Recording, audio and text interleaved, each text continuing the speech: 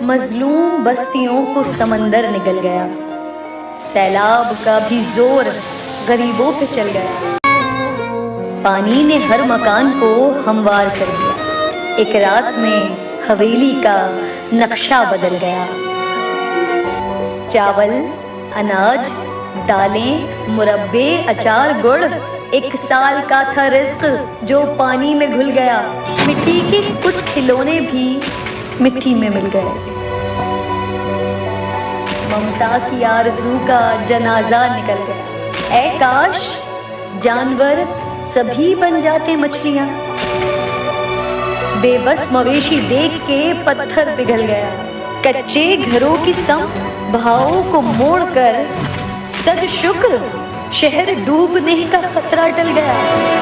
इन बस्तियों के पीछे कई लोग रहते थे, मैंने जो आज सोचा मेरा दिल दहल गया। रुकने का वक्त था ही नहीं, कौन देखता।